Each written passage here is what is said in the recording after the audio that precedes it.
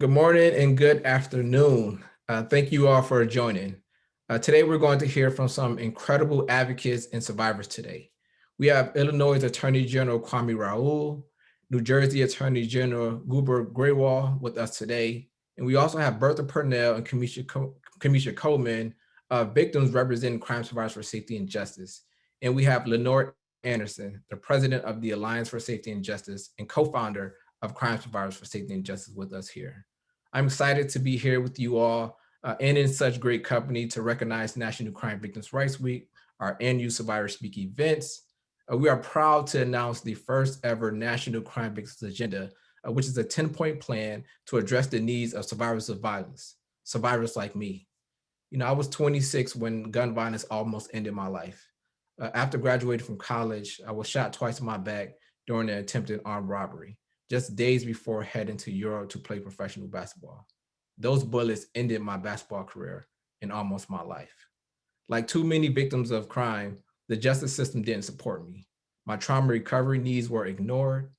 During my last surgery, I found out that one of the young men that shot me was also shot himself 4 years prior. Like me, he was released from the hospital back into our community without any support. His unaddressed needs led to me getting shot. Today I am the National Director of Crime Survivors for Safety and Justice. We bring survivors of crime together to support one another and advocate for new safety policies. Our members, diverse crime victims from all walks of life, and many that come from communities that experience concentrated violence, know firsthand which community programs, resources, and solutions are preventing violence and healing trauma. Solutions to stop the cycle of crime exist in every community, from the wisdom and leadership of survivors. But too often, those solutions are overlooked or unsupported by the government. And that's why Crime Survivors for Safety and Justice created the first ever National Crime Victims Agenda, a plan to address the needs of diverse survivors. We deserve to be heard. We need real safety for our communities, which comes from investing in community-led healing and safety, rather than continuing to recklessly spend more of our public dollars on prisons and over incarceration and the criminal justice policies that fail to make us safer. The National Crime Victims Agenda is built directly from crime victims' main priorities. We don't want over incarceration and more prison. What we actually want is to expand victims' rights, to end discrimination, and ensure more urgent help with less red tape. So when we talk about expanding victims' rights, that means making the legal system work for and not against survivors of violence. We need to increase legal protections to prevent job and housing loss during recovery so victims can recover without worrying about where they're going to sleep or how they'll make ends meet. We need to continue to expand legal service support that will lessen the burden on victim experiences in the legal system. Second, we need to end discrimination.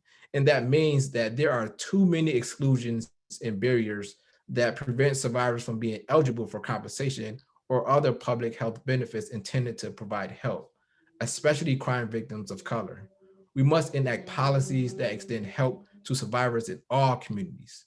Legislators should prioritize equal access to victim compensation and services and track data by race and other demographics to ensure victims from all walks of life have recovery support. And eligibility for services should be inclusive of all victims of violent crime.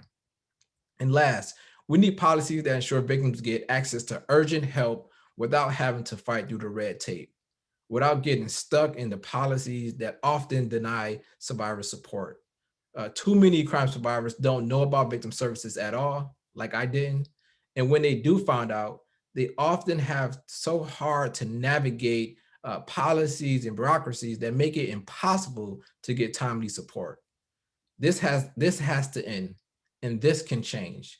We have to ensure that trauma recovery services are available in all communities, and we must invest in community-based victim service providers and frontline organizations working to heal trauma and prevent violence.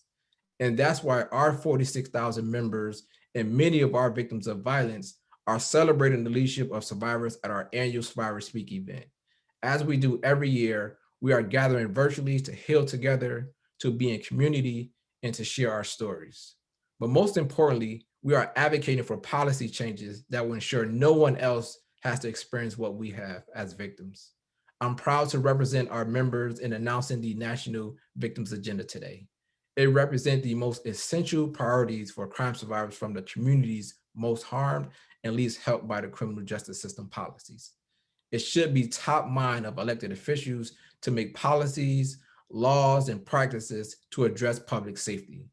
And so I'm honored to introduce Lenore Anderson, president of the Alliance for Safety and Justice and co-founder of Crime Survivors Safety and Justice, who can speak more about its critical to prioritize the needs of diverse survivors and pass policies focused on shared safety.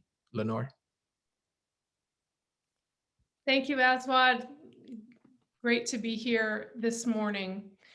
The notion that the criminal justice system doesn't care about or see crime victims is not a new notion at all.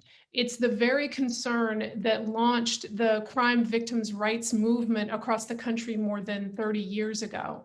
And it's the concern that led to changes in laws that give victims a right to compensation, a right to access recovery services, and change laws to offer legal protections that allow for victims to have more of a role in the criminal legal process. Those efforts are why we have the annual National Crime Victims' Rights Week every year that's recognized by the federal government, local and state officials throughout the nation. So the question is, where are we today? What have been the gains of the last 30 years, and where are the misses? Despite these intense efforts to meet the needs of crime victims, when we started Crime Survivors for Safety and Justice in 2013, we heard over and over again that needs were still not being met. So we investigated, we researched, we conducted outreach, surveys, held focus groups, met with community groups that serve victims at the neighborhood level. And the picture that was painted when we did all of this research was grim. Victims don't get help from the criminal justice system. Despite the life-altering and harmful impacts of violence, very few survivors get help. Fewer than 1 in 3 receive help in the aftermath of crime. And 90% of those that do receive help do not receive that help from victim services agencies or the criminal justice system. So this is a huge gap that we've been uncovering over the last several years. The programs that are there also struggle. The programs that are at the neighborhood level, frontline community service providers, these are organizations that by and large operate off of a dime and are very much struggling to meet the demand, meet the number of survivors that need services and support. All of these experiences of a lack of support for victims and a lack of support for victim service agencies is especially true in communities of color. Morally and fiscally, this makes no sense. Ensuring that all victims can get help and recover from violence and get to stability really should be the top concern of our public safety and health systems. There's a few reasons for this gap, the gap between the goals of the call for victims' rights and the experiences of everyday people. One of the biggest reasons for that gap is that the priorities of our public safety and criminal justice system are off. As a former prosecutor, I can tell you I've seen the immense amount of expenditures invested in convictions and incarceration while too many victims are left out, disregarded, and unsupported. Meanwhile, the amount of money going into the criminal justice system has grown at an exponential rate. 80 billion alone spent on prisons, 300 billion when you combine the entire criminal justice system bureaucracy together across the country. Another big reason for the gap, in addition to this missed expenditure, is this fact that despite what's in the law books, the support is not there on the ground. It really hasn't arrived. People don't know about or not connected to or not eligible for the kinds of services that are earmarked for victims. These two worlds don't match up, and it's really time for a new approach. Just a fraction of those expenditures that are currently going to these monstrous criminal justice bureaucracies could make a huge difference instead of on the back end, on the front end in crime prevention and trauma recovery services for victims. We've already demonstrated as an organization that those drastic increases in expenditures on incarceration were not done as a mandate from the majority of victims of crime. To the contrary, we know that by a 2-to-1 margin, the majority of crime victims actually want a new approach to public safety focused on crime prevention and focused on support and services for victims as well as rehabilitation. So now we're on the same page. We've spent too much in the wrong places, despite the achievements of the victims' rights movement. The next question is, what should we do instead? And that's where this national victims agenda comes in and why it matters so much. It represents the input of literally thousands of diverse crime survivors from across the country. And it's talking about meeting immediate needs, reaching the majority of victims, and investing in community-led solutions to stop the cycle of crime. The nation's focused on criminal justice reform right now. That's why it's so important to take this moment very seriously and really listen to what survivors need to advance our approach to public safety. Next, I want to hand things off to Kwame Raoul, the Attorney General of Illinois. AG Raoul has been a champion for crime survivors, tackling the very issues that we're recommending in our national crime victims agenda.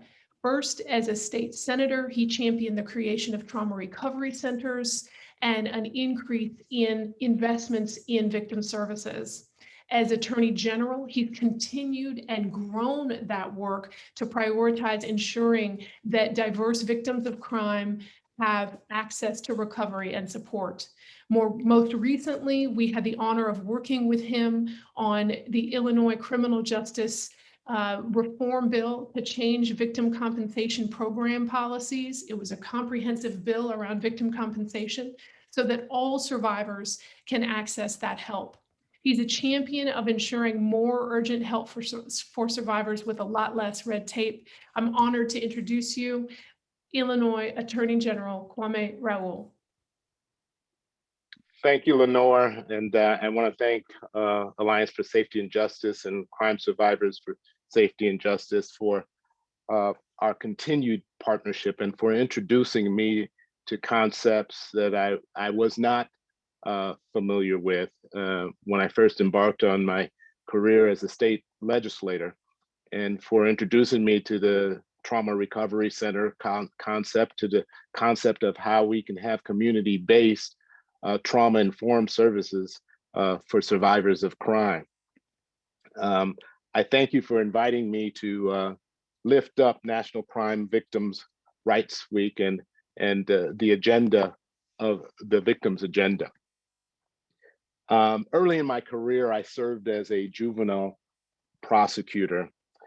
As a former juvenile prosecutor, I'm keenly aware with the fact that today's victim of violence can become tomorrow's perpetrator of the same.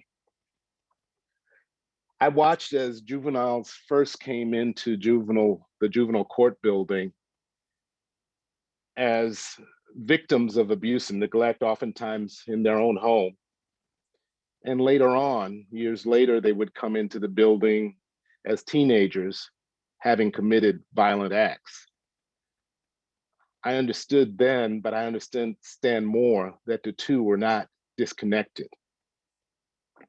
Oftentimes this occurred because we failed to adequately address the trauma that these juveniles experience as survivors of violence. We have a unique opportunity to interrupt the cycle of violence by providing financial assistance for medical treatment, counseling expenses, and other needed support directly to crime survivors, and also providing funding to service providers who work directly to improve the life of crime victims. In the Illinois Attorney General's office, we've adopted a trauma-informed, victim-centered approach that is focused on lifting up crime survivors' lived experiences and their voices in order to inform the work we do. We are not in the business of telling victims what is best for them.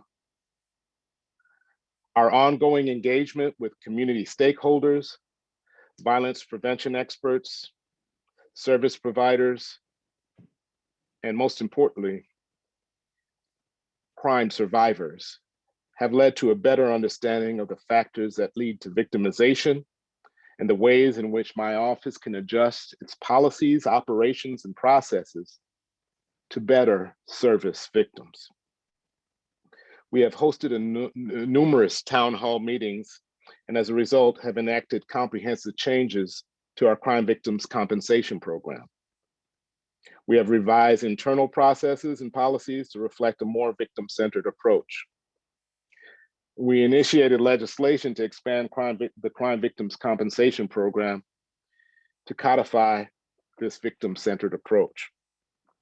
We expanded the definition of who is considered a victim to include many individuals who have historically been marginalized and denied services in the victim services arena.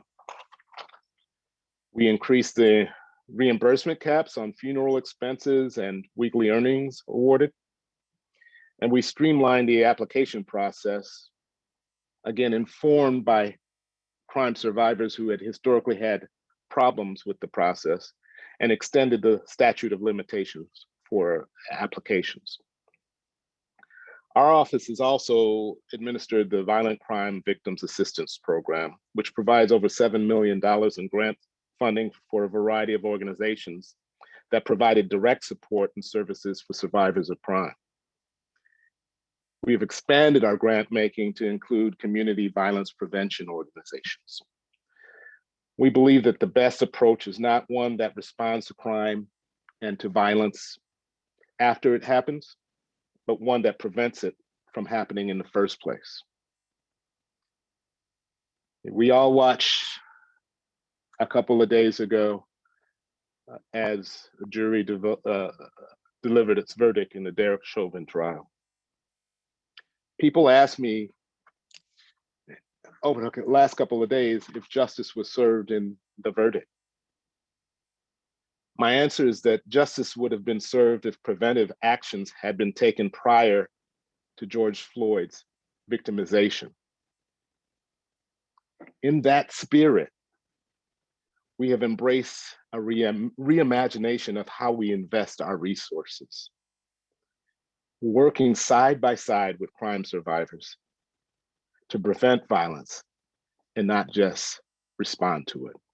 I thank you again for inviting me to the table to sit aside crime survivors and sit aside Crime Survivors for Safety and Justice and Alliance for Safety and Justice to lift up the voice of survivors. Thank you. And thank you, AG Raul, for being a champion and being a partner in this work. Next, I want to introduce Bertha Purnell, a Crime Survivors for Safety and Justice member and chapter coordinator of our Chicago chapter. Bertha? Good afternoon. My name is Bertha Purnell. I am a nurse. I'm a community advocate. And like too many other Chicagoans, I am a mother whose child was taken by gun violence. June 24, 2017 was the last day that I saw my son, Maurice. It was also the day that he was killed. After leaving my home, Maurice was shot, not even a mile from my home, and rushed to the hospital.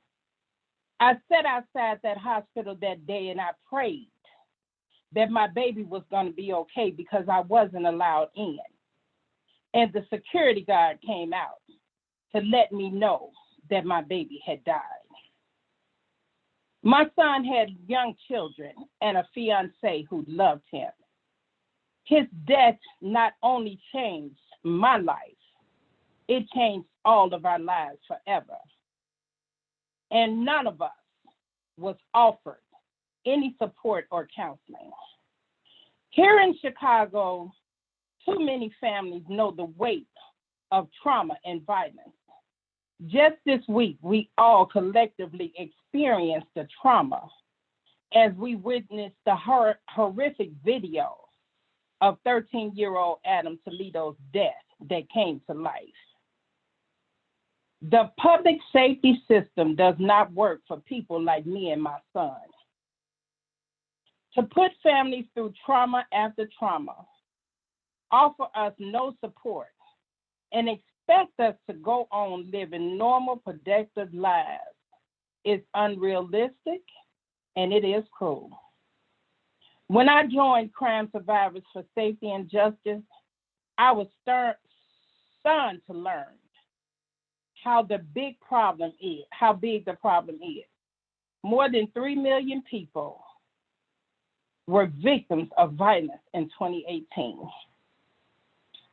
And yet, 1 in 3 reported receiving services from a victim agency. As the National Crime Victims Agenda states, we need to cut through the red tape and make victim services more accessible to us that need them. We need to bring these programs directly to communities that are most impacted by violence. Invest in these communities. Have community-based victim services provided, and give communities the funding they need to address this urgent crisis that's happening to us daily. Left unaddressed, trauma can be just as deadly as the bullet that took my son's life. It may not kill quickly, but it wears on its victim and their communities until the walls seem to crash in. But healing is possible. On behalf of my son, his children, and my community, I am asking our lawmakers to act on the National Crime Victims Agenda.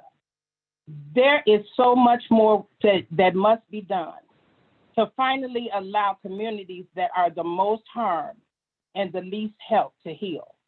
Please help us. Thank you.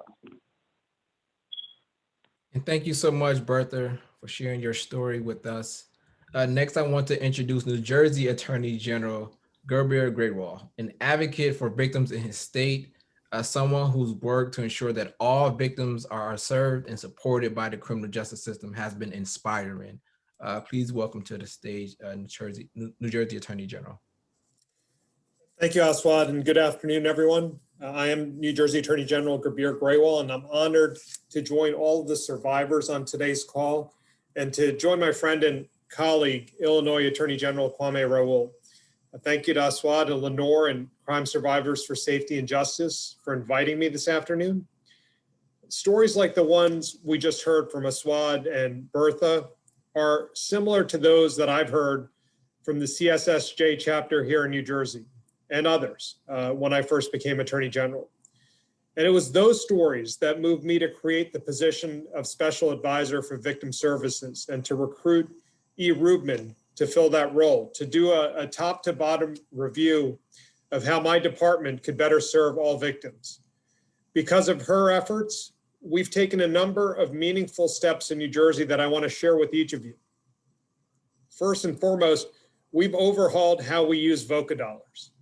We had been funding the same programs over and over again for decades without, among other things, diversifying our approaches to support victims of community violence. We heard from survivors that we need to do more to break cycles of violence and to truly promote healing. So we listened and we set aside $20 million in VOCA funds for 9 hospital-based violence intervention programs. And we required that these programs work with the training and technical assistance provider to ensure that racial equity and trauma-informed practices were front and center in this work. We also required that applicants represent a partnership between a hospital and a community-based organization because we know that many survivors are only comfortable with others from their own community. this was important for us. And I think Aswad's story talked about this a moment ago, about how important these programs are to ending that treat and release practice that we see time and time again. And if we could do that, we could prevent that type of recidivism and prevent further victimization. So I'm proud of how E has helped us rethink the use of VOCA dollars in this way. And I'm also glad that the Biden administration is looking to these types of programs as models to export into the rest of the country. But in addition to that program, we've also rededicated $6 million in VOCA funds for trauma recovery centers to ensure that all victims of violence receive free healing services with cultural humility. And so we want to thank the inimitable Dr. B, an icon in the survivor community, for providing training and technical assistance to these programs. I want to touch also on a topic that was discussed a moment ago by a number of the speakers so far, and that's victim compensation systems. As has been said, these are unnecessarily complicated systems that fail to serve so many. CSSJ brought this issue to my attention early on. They told me about mothers who wanted to bury their children but couldn't pay funeral expenses because their son or daughter was involved in the criminality that may have led to their death. We heard about children that were unable to receive needed counseling services because similarly, a parent was considered to have contributed to their own death. All of this was, to put it simply, unacceptable. So in very large part because of our CSSJ chapter's advocacy and their powerful testimony before our legislature, our outdated statutes were updated and significant improvements were made to New Jersey's victim compensation system. And we built on those changes. We recently appointed one of the most victim-centered and experienced public servants in our state to serve as the director of our Victim of Crime Compensation Office. And working with her and others throughout my department, we've drafted new regulations that are in the process of being finalized that will make victim compensation even more accessible to victims of community violence. But our work doesn't end there. We've also stood up cold case and conviction review units in our criminal division because we know that survivors never stop wanting justice and they want that justice to be fair. In addition to that, we've expanded the amount of grant funding for legal services and housing for victims of crime. And leveraging all the tools in our department, we've worked with our Division on Civil Rights to roll out a campaign to address housing discrimination against people who use public housing benefits. These are just some examples, but there is considerably more work that needs to be done. And we are continuously looking at ways to do more to support survivors, such as simplifying the grant process and supporting additional violence intervention programs. We're developing victim witness guidelines that will make us a model in the country for how victims are treated by the criminal justice system. So as the country recognizes Crime Victims' Rights Week, and as CSSJ rolls out its National Victims Agenda, know that in New Jersey, we hear the voices of survivors, and we are doing all we can to help them heal. Again, it is an absolute honor and a privilege to be with all of you today in the company of so many brave survivors, in the company of my friend Kwame Raoul. The leadership of CSSJ and all of you who are on this call have truly turned pain into power. So thank you for having me this afternoon, and thank you for inspiring us to do even better when it comes to supporting victims of crimes. Aswad, thank you. And thank you, AG Greywall, for your remarks, for your leadership and all that you have done, and continue to do for survivors. Next, I want to introduce Kamisha Coleman, a Crime Survivors for Safety and Justice member and the CSSJ chapter coordinator in Dallas, Texas. Kamisha. Thank you, Aswad. My name is Kamisha Coleman, and I am a proud member of Crime Survivors for Safety and Justice in Dallas, Texas. After a childhood of trauma, I desperately wanted to escape violence and abuse, but it seemed to follow me. When I was 14, my boyfriend held a gun to my head. I was barely in my 20s when I experienced domestic violence. I needed help, but I didn't know where to go. I didn't know where to turn. I called the police on my boyfriend as a teen and as an adult. Despite police visits, I never felt protected. Even after leaving, I was stopped. I had no idea how to escape the cycle of trauma or get real help. Resources were not available. So without resources, I unconsciously turned to drinking to suppress the memories. It took years for me to realize that drinking wasn't helping me and to learn that there were actually support available for victims of violence.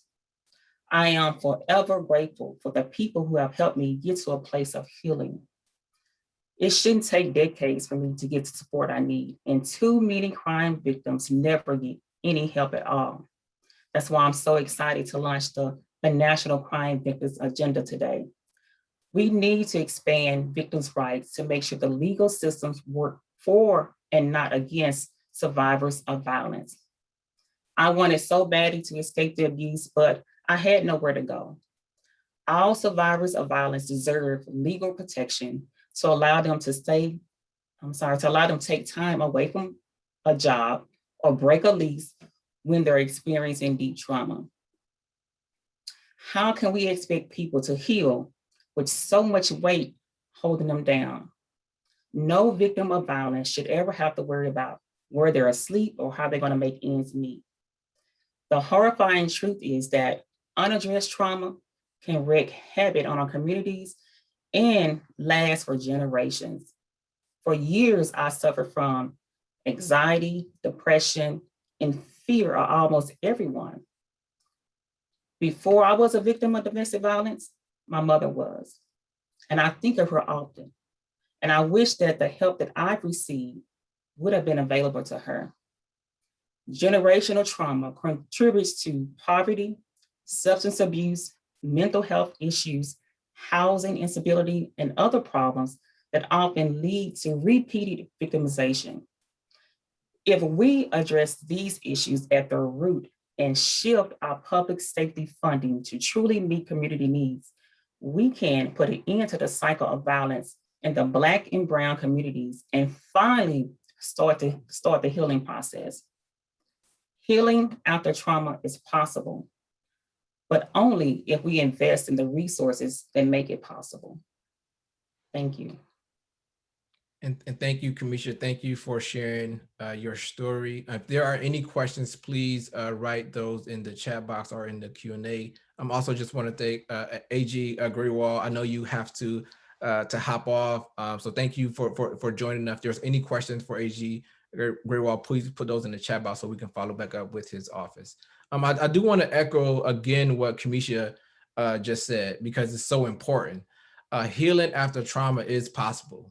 But only if we invest in making it possible. Only if we enact policies that truly meet the needs of all victims of crime, especially those from communities that are most harmed by violence. Those communities are the least supported. Too many crime survivors aren't getting the help that they need, as you heard from Kamisha and Bertha, especially survivors who are Black, Brown, or live in low-income communities. Our public safety system can do better. And the National Crime Victims Agenda lays out how the needs of the nation's diverse crime victims can be better addressed. Black and Brown crime victims and other survivors who often lack support have clear priorities. We know from firsthand experiences which programs work. We know what resources and solutions are most effective, and we deserve to be heard. We need real safety for our communities, which only comes from investing in our health, in our well-being, as well as investing in our healing. We don't want more over-incarceration and more prison. What we actually want is to expand victims' rights. We want to end discrimination, and we need to ensure more urgent help with less red tape. And at the federal level, we need the United States Senate to pass the bipartisan VOCA fix to ensure that community-based organizations who are on the front lines of violence get the support that they need. That will help expand and stabilize access to funding that support crime victims. So fixing these loopholes that have depleted the Federal Crime Victims Fund without an added cost to taxpayers is important. But much of this policy change will need to happen in state legislatures. We're calling on states to enact policy changes that prioritizes community safety and investments to stop the cycles of crime and provide protections and support for crime victims. The National Crime Victims Agenda is a first of its kind plan to address the needs of all victims of violent crimes. It is long overdue. We know that policy makers and lawmakers should read this plan carefully and finally listen to the survivors who've been historically left out of public safety conversation. And so this is what we are here for today. So we'll love to pause there. We'll love to open up for any questions that we have from the audience. So if there are any questions, please write in the chat box or the Q&A, and we can address your questions. Once again, if you have any questions, please feel free to write those in the chat box.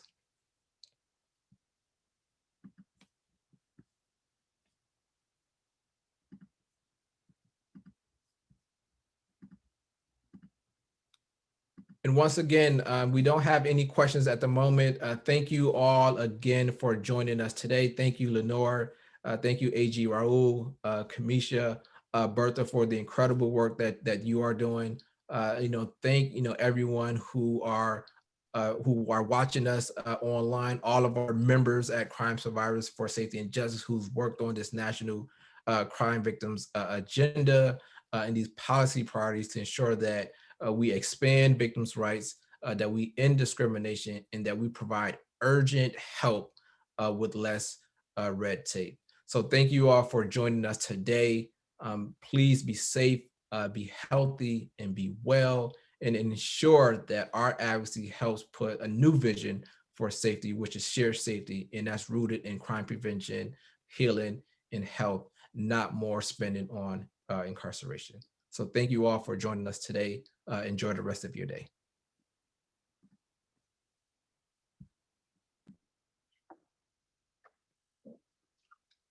All right.